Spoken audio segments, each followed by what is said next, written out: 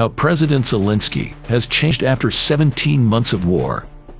This is Volodymyr Zelensky on February 22, 2022, 2 days before Russia invaded. This is also Volodymyr Zelensky, but on April 4th. These photos were taken 41 days apart. But Zelensky looks like he's aged a decade. The Ukrainian president no longer wears suits or ties. Now his signature look is khaki pants and a plain sweatshirt. What else has changed? In 2017, Zelensky voiced a bear in the dubbed version of Paddington 2. Less than 2 years later, he won the presidential election. He's actually done it before, on screen. In 2015, Zelensky starred in Servant of the People. He played a high school teacher turned president of Ukraine. In his real-world campaign, he focused on 3 issues. 1. Ending the war in Donbass. 2. Establishing a non-corrupt and responsive government. 3. Making life better for ordinary Ukrainians. In December 2019, he first met with Vladimir Putin. Their meeting was part of the Normandy format. It didn't lead to any solution to the Russo-Ukrainian conflict, but things started looking up. By August 2020, there had been a drop in shelling in Donbass. There were several POW exchanges. Russian-backed forces even withdrew a little. Then there was the COVID-19 pandemic, and then came the full-scale invasion.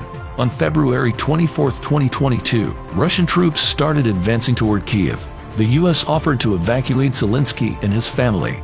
"I need ammunition, not a ride," he said. Zelensky's life was in danger.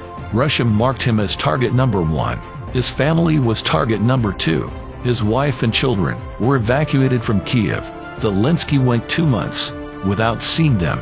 In a rare interview, Alina Zelenska said, "Our family, like all Ukrainian families, is now separated."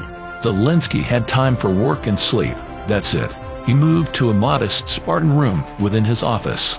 "This is my home," he said, while giving a tour for a documentary.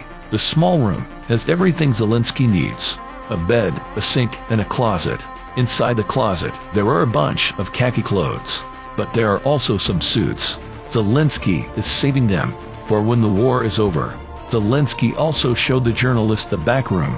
It's where he spoke with world leaders. On February 24th, he had attempted to speak with Putin before the invasion, but Zelensky had been consistently turned away. When asked if he'd be willing to speak with Putin now, he replied, "No, now I am not ready to talk to him."